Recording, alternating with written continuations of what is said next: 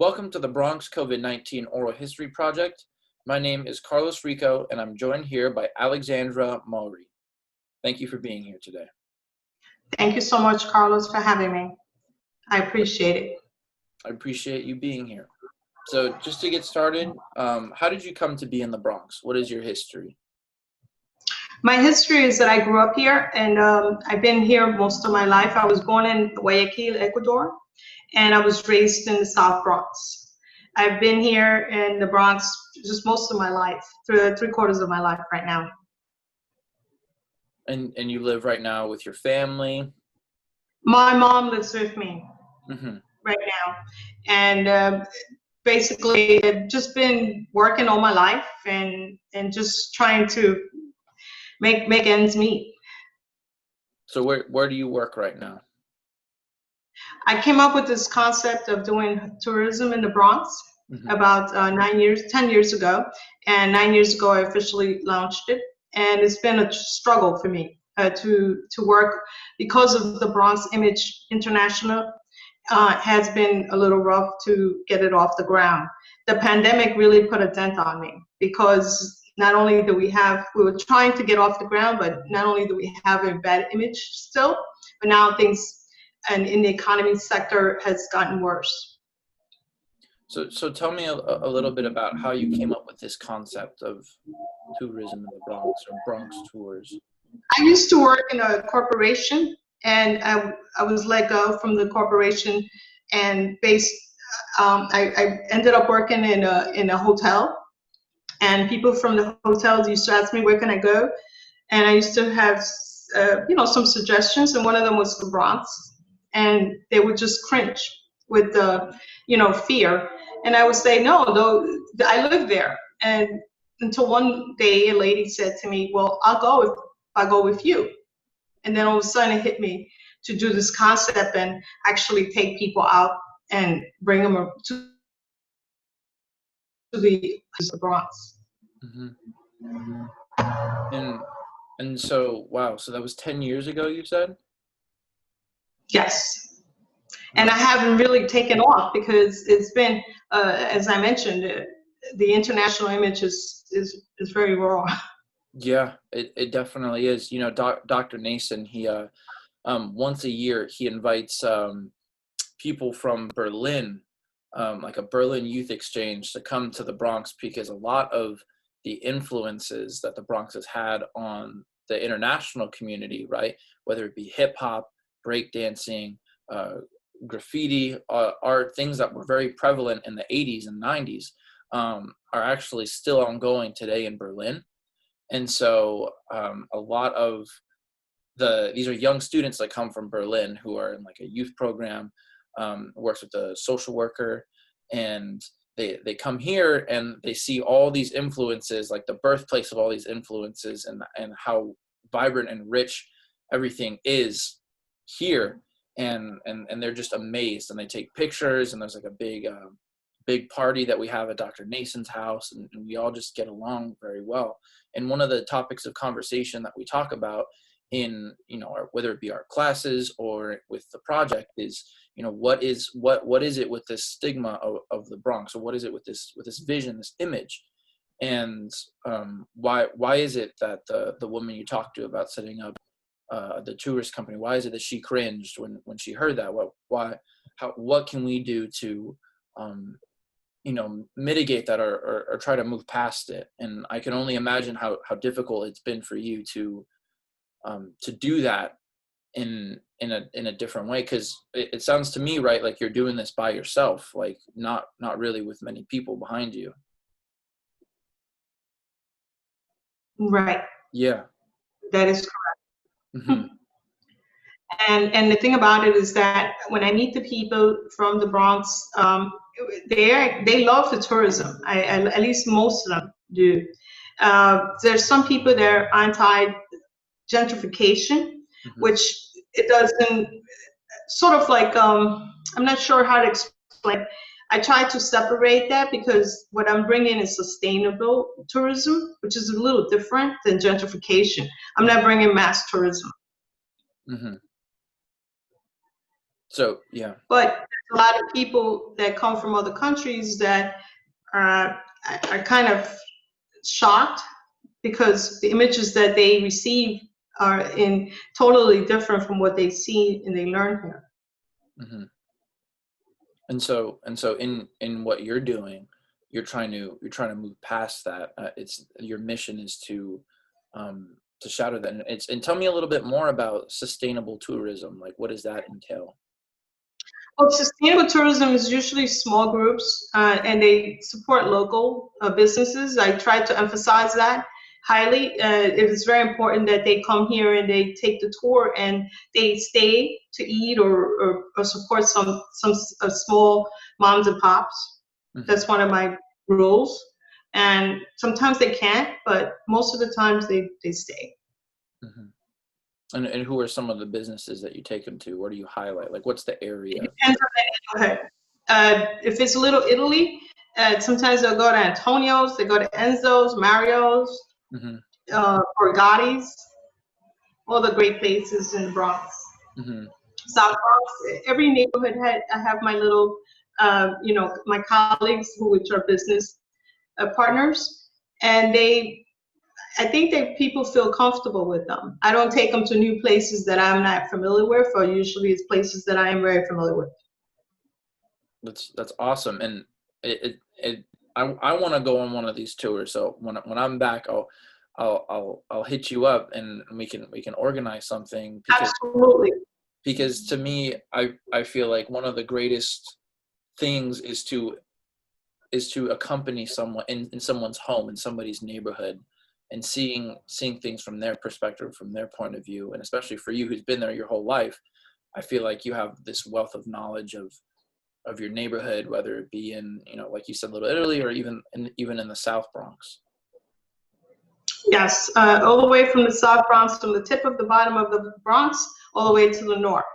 Hmm. And I know a lot of the neighborhood businesses. I am familiar with a lot of the different neighborhoods. Uh, Pretty much all my life, I've just experienced uh, going to City Island, to Bronx, Little Italy, to Woodlawn, to Bedford Park, all those places, Fordham Manor, Hmm. Mont Haven, Melrose, Hmm. And Port Morris. where did you grow up? Like, what area? I grew up on a concourse. Okay. It's a small area. It's right on 167th Street Hmm. and Grand Concourse. And that was my second place because my first place burned down. Hmm. We were living by High Bridge, Hmm. and that building burned down when I was young. And after I think maybe in the mid 70s, we in the early 70s, I'm sorry, we moved to the Concourse. Then we moved up to Kings Ridge Road by Fordham Manor, and then we moved to Woodlawn, where I'm presently living. Hmm. So I kept moving north. Hmm. So you kept moving north, and so when your house burned down, was that a Yes, result? Was that a because result? things changed, throughout the years. They changed dramatically. Hmm. The economy and the crime, it had gotten really bad during the 70s and the Hmm. 80s. Hmm. That's something that Dr. Nason talked about in one of our classes, was that the whole quote unquote the Bronx is burning, um in that shot of Yankee Stadium, right? They pan out and you see it, um and you got displaced as a result of that, and how different things were. How old were you when that happened? Well, I was 5 when I came into the States, Hmm. and I grew up on the concourse. That's where I spent most of my first years of my life. So you could say during my teenage years, from 5 all the way up to my teenage, it was very difficult to live in the Bronx. Hmm. Wow, that's I'm amazing. sorry, it shut off for a second. It froze. No, no worries. That's amazing. Wow. And Yeah. so, you touched on it a little bit. So, about your company or your organization and COVID in your neighborhood. So, like, talk to me. Like, what was it like when you started hearing about COVID-19, the pandemic? What was that like? When Um, I first Yeah. I heard about, we didn't have a name for it, but it was a sort of a virus that was coming from different countries. And it was actually, uh, people were fearful at that time. I heard it from the World Health Organization, WHO, and that was back in January. I was tweeting about it actually. Mhm. That was the first time I heard about it. They didn't have a name for the virus yet. And they was just saying that it was going to cause problems for the airport. They were going to have certain, I guess, limits on people coming through the airports. And I knew that was going to affect me somehow because I was dealing with travel and tourism. So I was following the story from the very beginning of January. Mhm. Prior to that, I don't know if there was, that was when I first was tweeting about it. People were saying that I was crazy to even talk about it because it was not going to happen. It was not going to hit the shores of our backyard. But I didn't think, to be honest with you, that it would be this difficult. Mhm.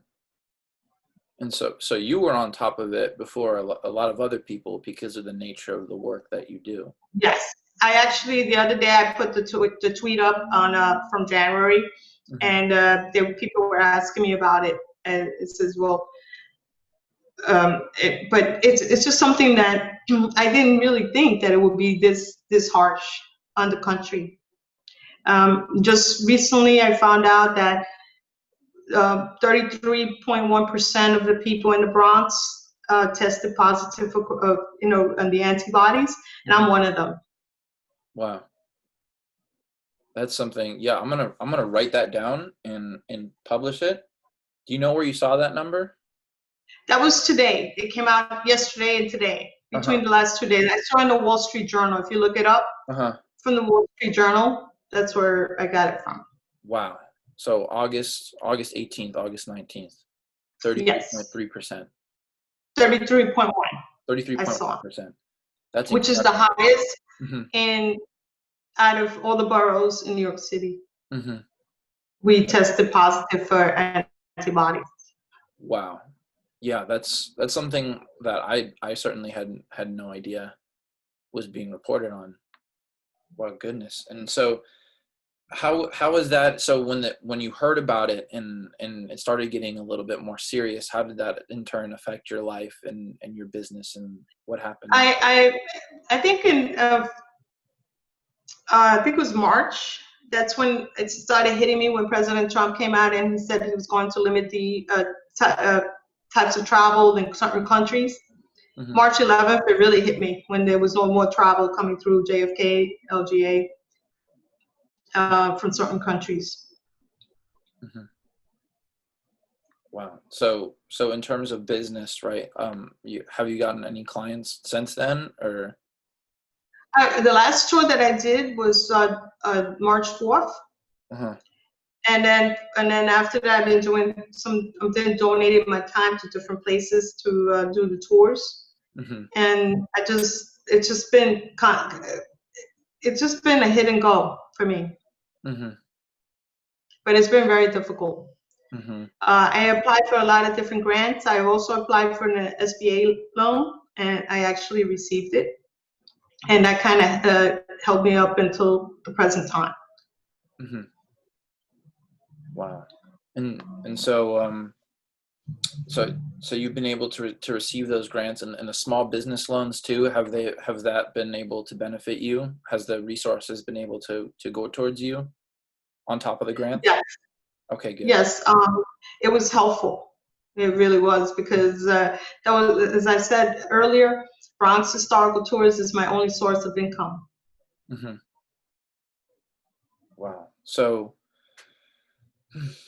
in your community and the place that which you live, right? And as it sort of started to, go a different direction, and there's a lot of uneasiness, at least in my community in near Belmont, Fordham area, where a lot of the students are coming back from different states, and we hear on the news a bunch of places are getting shut down already. So Notre Dame was shutting down, University of North Carolina, and Fordham is one of those places where um, students are actually returning to class. So there's a lot of uneasiness. So is there something that, like, any advice or any worries or fears about these people coming back to New York City?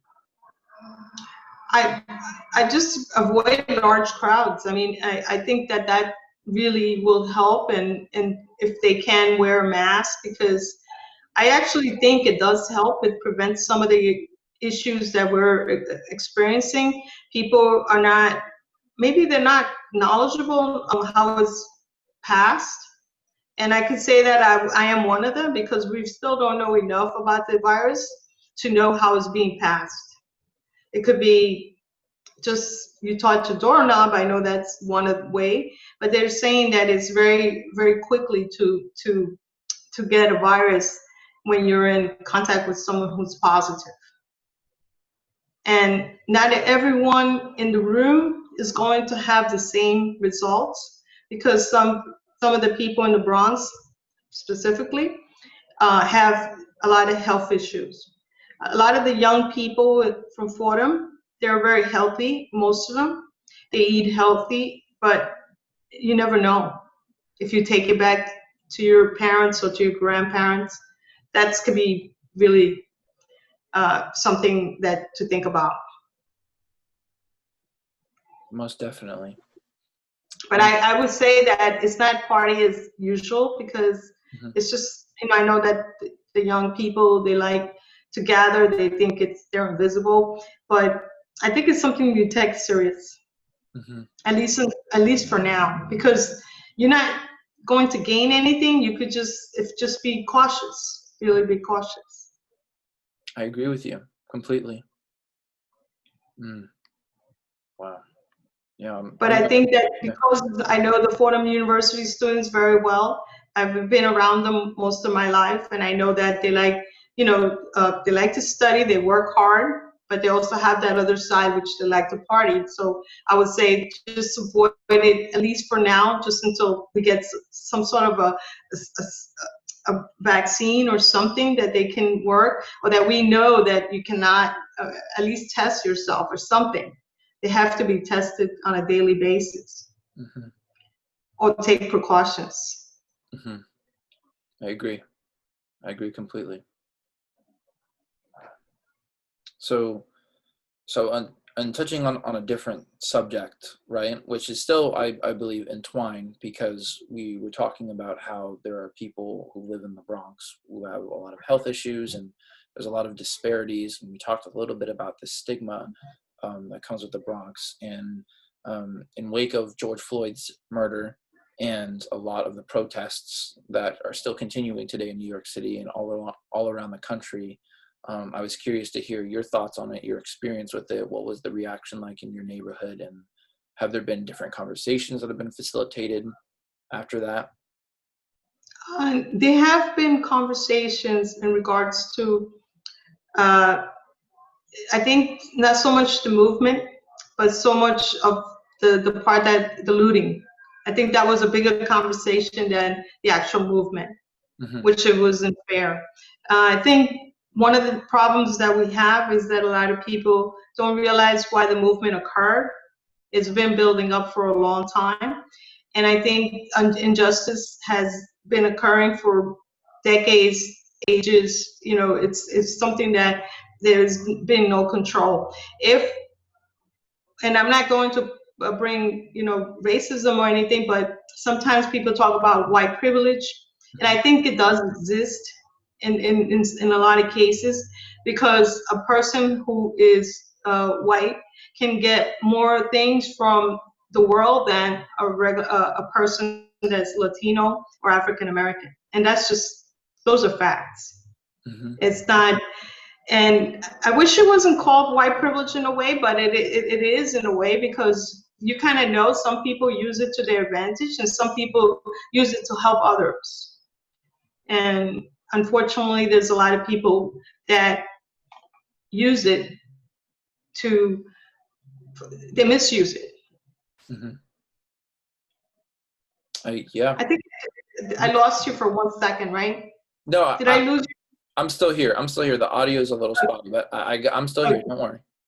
Okay, so I felt that it was something that they missed. I think more people focus on the looting than they did on the actual message. Mm-hmm. That was my thoughts. At least that's what I kept hearing, because people were worried that there was looting going on. They were breaking into some of the businesses, and that was something that I don't think. I think those were opportunists that did that. And I can't guarantee that that's what happened, but I think opportunists took away the message Mm-hmm. from the Black Lives Matter. Mm-hmm. Mm-hmm. I don't think there was a lot of conversation in the Bronx about it, because I didn't hear too many politicians talking about it, unless I missed it. Mm-hmm. And why do you think that is? I think because they're afraid. They're afraid to touch on certain subjects, and maybe feeling that they may run again and they may touch on something that other people may not want to hear, or maybe their donations that come through. Uh, I think that's most of the. Unfortunately, that's what happens. Mm-hmm. But a lot of the politicians, they worry about themselves. They don't worry about other people, and they're also very. I look at them as opportunists as well. At Mm-hmm. least most of them.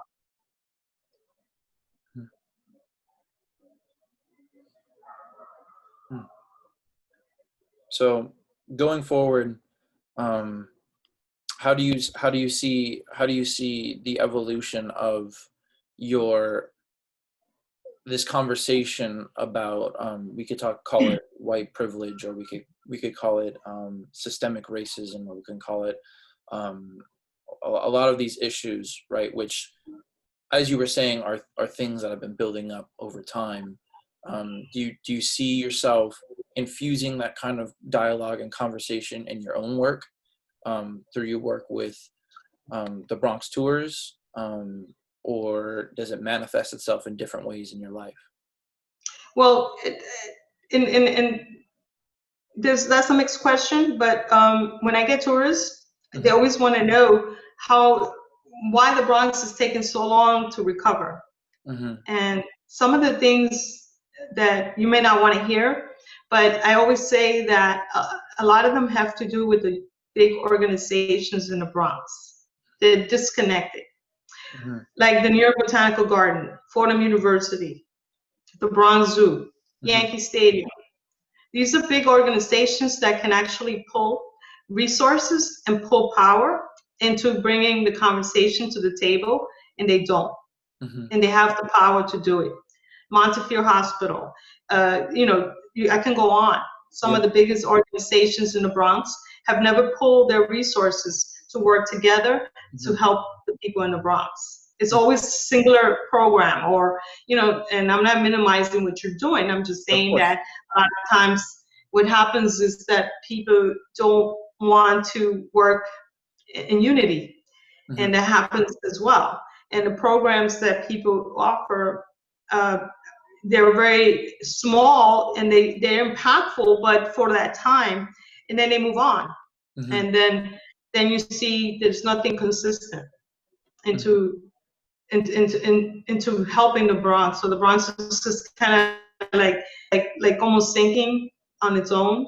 Mm-hmm. Like right now, we have a 24.7% unemployment rate.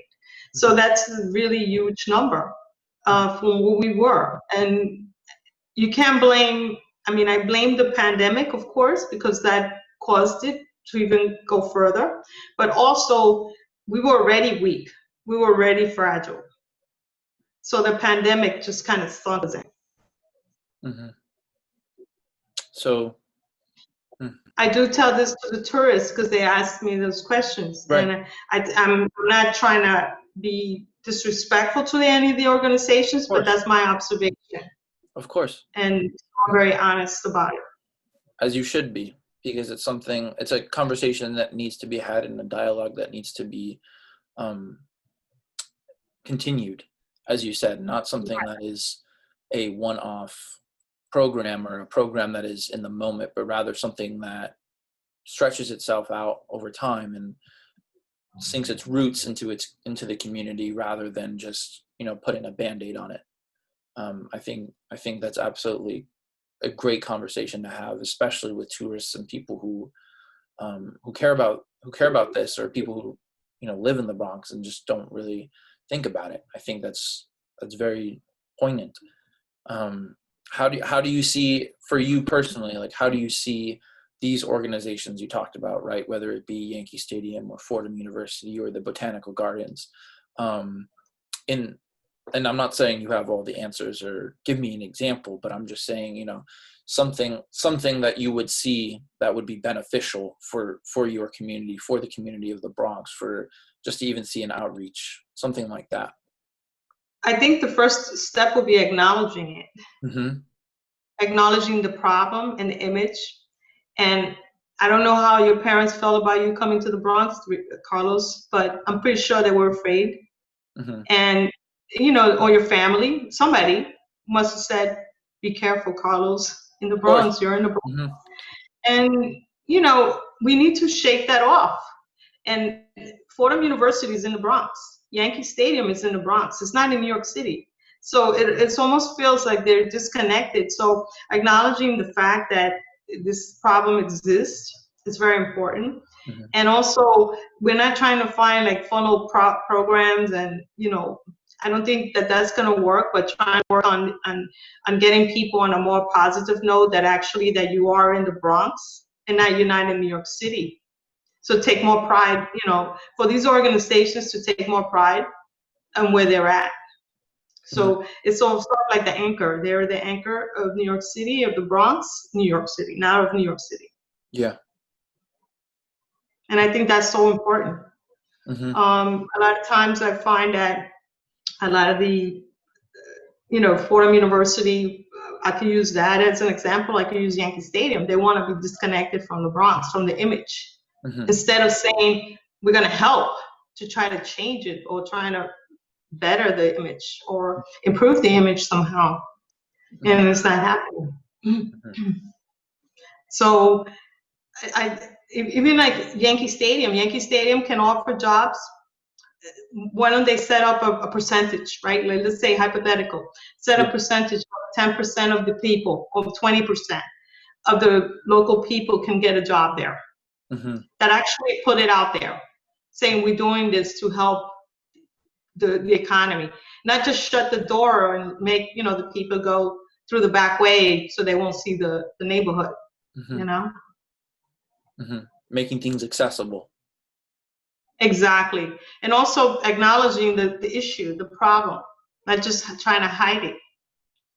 Yeah. So if you've seen the New York Botanical Garden, they have and I'm not knocking them, I'm just saying that these are the things that I've observed, and these are my opinions, based on what I've seen.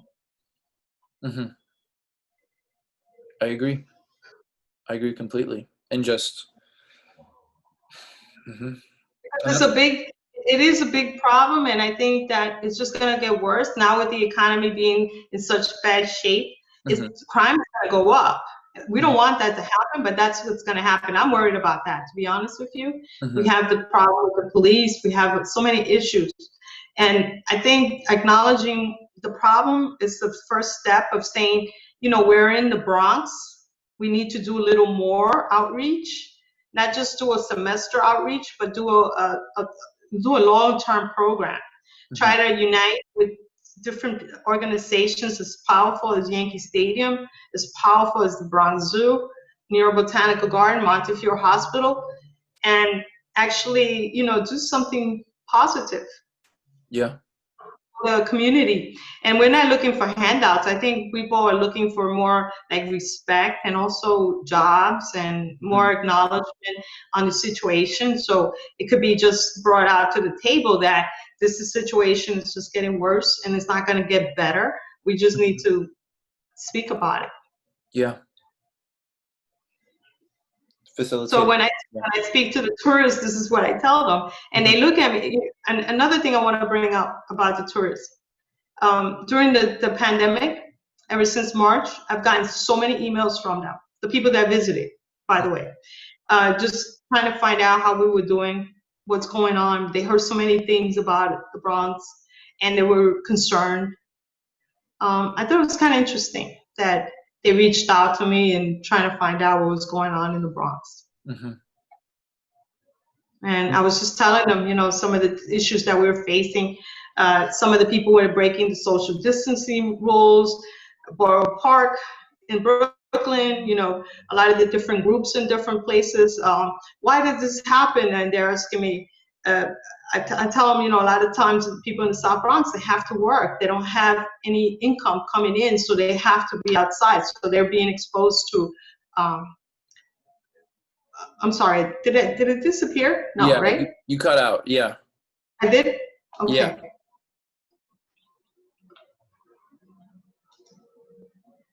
Sorry about that. No worries. You're back. Okay. I saw it disappear. That's why I asked. Yeah. Okay. So I'm just seeing, I tell the tourists, I said, this is an issue that we have. And you know, in New York City, different groups have to do different things in order to, some people will ignore the social distancing rules. Some people were doing different things. Mm-hmm. Wow. And so the kinds of questions that I'm asking you, those are the same ones that the tourists are asking you, reaching out to you. Yeah, they wanted to know when they were reading the news, Mm-hmm. if that was true. If that was, you know, they knew that they had taken a tour, and then I showed them some of the, you know, the fragile aspects of the Bronx, and they were like, "Oh my God, I can imagine what's going on down there. Do you guys have no help? The city, did they ignore you?" And we're like, "Yes," but that's just common. But what really surprised me in this particular pandemic was some of the politicians. They hid. Well, a lot of them hid. You couldn't find any of them. Mm-hmm. Wow. So it was kind of interesting. Definitely. Amazing. So I was very straightforward. That's one of the things. I'm not very popular because I have an opinion, and I sometimes, you know, when I tell them people facts, this is based on my facts finding, and Mm-hmm. this is my opinion. So I always break it down when they ask me. Yeah. Based on research, based on fact finding, and also based on my opinion. And that's very important, I believe, more than ever today, because if you think about it, you know, the people that went on your tours, they wanted to ask you, they wanted to reach out to you and ask you, hey, is this true? They didn't just read the article in the newspaper and say, oh, that's what's happening. They wanted to really know. These people that came on your tour and they visited and they believed in everything that they saw, they wanted to know, they wanted to hear it from you, from the fact source. They wanted to hear from someone who lives there with an opinion, not just someone who's writing the editorial or in the office. They wanted to hear from you, someone who's working there. So I think in what you're saying is beautiful, and it's very important for today, especially in times like these where it's a global health crisis and a world that is so in need of authentic answers and authentic people. So I appreciate you telling me that and telling me these stories and these facts and these things that you have experienced, because you know, you're an immigrant, right? Out of the people that the thousands of millions of people in New York City who's an immigrant, a part of that immigrant story of believing in a place that sees them and hears them, and you do things because you do them for your community, for your neighborhood, and not for any other motive, but for you. And that's something that people need to hear right now. So I appreciate that wholeheartedly. Oh, anytime. I mean, as I mentioned earlier, that a lot of the tourists remember that I mentioned that they normally will write very negative things about the Bronx. And that's something that seems like negative sells. Positive doesn't sell, It does, yes. unfortunately. Mm-hmm. And so the Bronx has always been used as a poster child for urban decay. All throughout from the 70s, it's just been used in movies and headlines by everybody. So that's why I think they reached out to me. And they asked me, what's going on? Like, I'm worried about you. I'm worried, I didn't hear from you. I haven't seen. Sometimes it'll take me a couple of days to respond because I was overwhelmed with my own things here. And then they were worried. Literally, they thought that people were actually dying in the Bronx, like one by one. And I was touched by it because at least they cared. They cared enough to inquire and to find out how's this person, how's that business I visited, how they're holding up. One of the things that I mentioned to them was because the fact that so many people are afraid to come to the Bronx, we were having already a struggle with business. So now the pandemic just kind of put a dent. It's like the nail in the coffin. Yeah.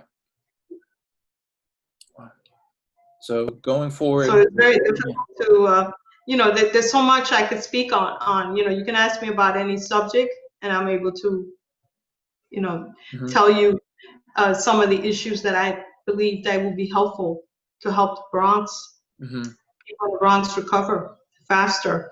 And I'm just hoping that, so for some reason, if that's one of the issues that we can do in the next 5 years, that Yankee Stadium, Fordham University, Bronx Zoo, New York Botanical Garden, Montefiore Hospital, the biggest organizations in the Bronx unite, that would be my dream.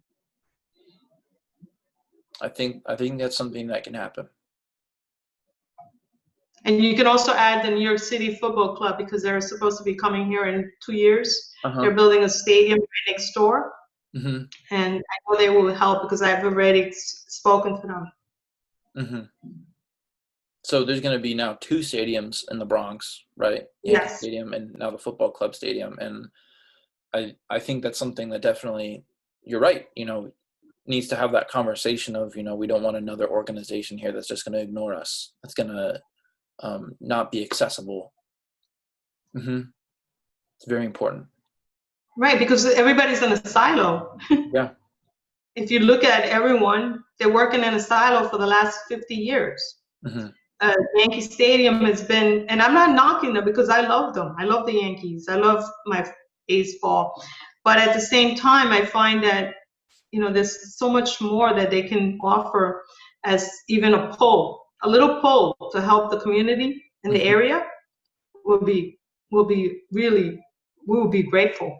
A lot of people will be grateful. They will show that we are part of, Yankee Stadium is in the Bronx. Fordham University is in the Bronx. Not in New York City. I agree completely. So going forward, how do you see your life changing after COVID? How do you see the future? Well, the only good thing about it is that my sustainable tours are very small. So that kind of stays the same.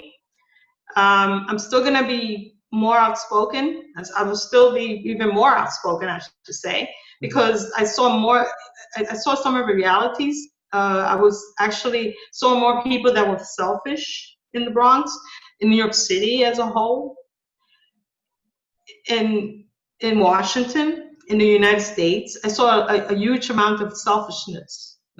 And I have new stories to tell to the tourists, besides everything else. Like, we can talk from, the 70s. We could talk from 1639 all the way to 2020. And I have new stories to add. So that's how I see myself. That everything is a story for me, that I will have additional information to give them. And people are going to be very curious about COVID-19, how it affected everyone, why did this happen? And I have all the answers. I've been doing a lot of research about what's going on, especially with some of the health disparities in the Bronx. And a lot of them have to do with salaries, needing to work, having to be out there for money. We have a huge amount of high percentage of unemployment. If you look at the Labor Department numbers, we have 1,471,160 as population, and there's less than 500,000 people working in the Bronx. Yeah. Wow. And you probably ask yourself, but we have Yankee Stadium, we have New York Botanical Garden, we have Fordham University. And it's not their fault, Montefiore Hospital, Bronx Zoo. It's not their fault because that's the way things are. But a lot of them are not working in the executive level jobs in the Bronx. People from the Bronx are not working those jobs. Mm-hmm. Mm-hmm. And they should be, because exactly. If you lay out 10%, even 10%, if every organization says I'm going to have a 10%, a percentage that I would hire from within, that of course that they have to be eligible for the job. Not that I'm asking them that it could be anyone, but that 10% means a lot, because that would just lift the Bronx up, lifts the borough. The borough's never been lifted since the 70s. Mm-hmm.